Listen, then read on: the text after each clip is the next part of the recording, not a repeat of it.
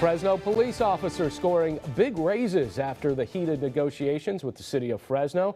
3% annual raises over the next 3 years, and it comes as the department is in the midst of staffing crisis and a crime wave. So we want to welcome back our panel, Diane Pierce, Keisha Thomas, and really this deal is done.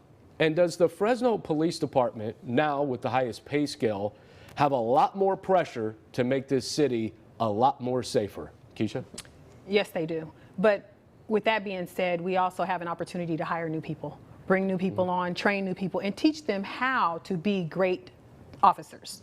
I think it's a great opportunity for us to transition and teach people those people skills that they need to know in order to get out here and work for our people. You know, Diane, a lot of people have said high crime rate, high retail. There are 76 vacancies. I know that they are really a staffing crisis. We've heard reports it's a sinking ship. It's this and it's that. And I'm wondering, as we look at how these negotiations took to the tables, if you will, it took very long, but it took a contract from the Fresno County Sheriff's Deputies Union to get it done, it seemed like. Well, you know, I think that Keisha's right, that there is some pressure on the department now. But what I think we can really kind of breathe a sigh of relief at as a community is that it shows that we're not about defunding our police. We recognize the importance of giving them the resources they need to engage in those public safety activities that all of us desire and deserve.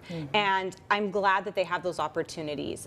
Council President Esparza was talking about retention and recruitment, and those things are so key, because what you don't want to see is a department that's having to lower their standards to reach the staffing levels, and I'm glad to see they don't have to do that. You know, Nelson didn't want to get into the nit and the grit of the heated conversations that they had, but did it seem like they were trying to lowball the Fresno Police Officers Association, and the bluff was called in this case?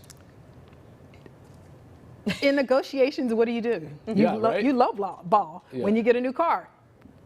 They highball you so you can come back with a low ball that they can agree to. So definitely when we deal with our unions, they're absolutely going to ask for the highest amount at first, and then they can work their way down. In this case, the bluff was called, and you know, I have to say that, you know, I love our new fierce leader, Chief Balderrama, and I really hope that, you know, this will help him to redefine what the police department should look like. I want to move on to this because we heard so many rumors, dime a dozen, as the council president says. You know, city manager Thomas Esqueda announcing his retirement this week.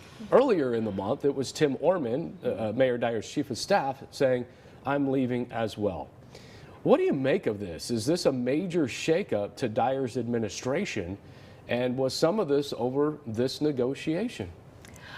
I certainly don't know what it was specifically over, but you're talking about people who have had long careers in working with city government. Tim Orman was a consultant long before he went to City Hall with Lee Brand, and Tommy Esqueda has been in City Hall and other endeavors for quite some time. So at some point people move on, but I do think what we have seen in the Fresno City Council over the last about 4+ years is a shift from a more congenial atmosphere to a more contentious one. And so I think some of those people maybe didn't really appreciate that style and felt that it was time to do something else. Keisha, last word. I absolutely agree. And sometimes wait a minute, we can't agree on everything on this show. We said we were going to argue. We apologize. Come on.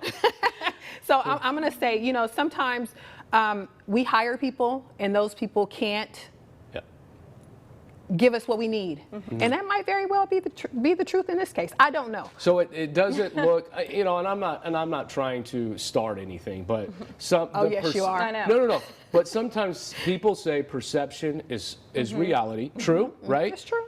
Does it look suspicious? But some of the two biggest staffers are leaving Dyer's administration. No. Okay. I don't think so, particularly when you see Georgianne White coming into the city manager's office, another person who has longevity at City Hall. I think there's still the continuity. All right. Rumors are dime a dozen. Don't you ever forget. Keisha Thomas, Diane Pierce, I appreciate the time. Thank you.